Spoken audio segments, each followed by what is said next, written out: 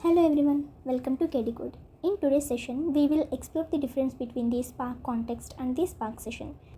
You may have come across references to Spark context acts as the entry point, and while in other books or discussions you may hear SparkSession acts as the entry point. So let's break down these concepts and understand how they relate to each other. In next 5 minutes, you're gonna get clear idea about the Spark context and the SparkSession. So don't skip the video. Let's get started.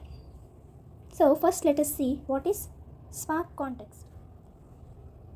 Previously, before the Spark version 2.0, in the older versions, the Spark context acted as the entry point for our Spark programs, PySpark programs. So after Spark 2.0, after Spark 2.0 version, the SparkSession is acting as the modern entry point for every PySpark program. So currently we are using the SparkSession as our modern entry point for PySpark programs. As we are going to use the version about 2.0, so currently we are not using the Spark context.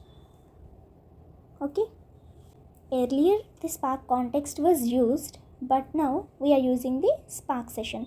So to create any PySpark program, first we have to create one SparkSession. Let us see how to create the SparkSession. So first, to create that, we have to import it. So I'm importing it from the pyspark.sql. From pyspark.sql, import SparkSession. We are importing the SparkSession. Here you have to make this clear, like Spark session, something we write it as a title. The first letter should be capital, SparkSession. So we have imported the SparkSession. Now we need to create the app.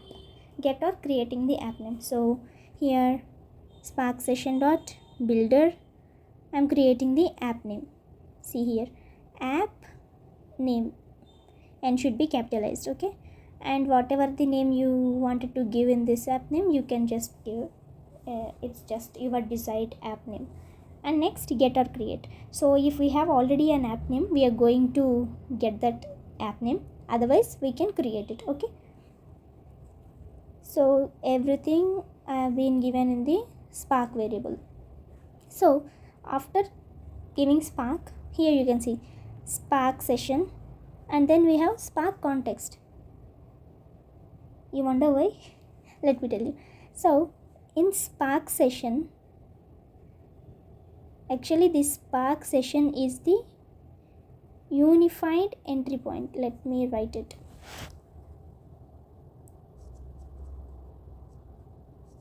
SparkSession is the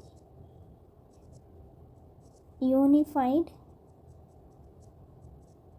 entry point for SQL context, Hive context,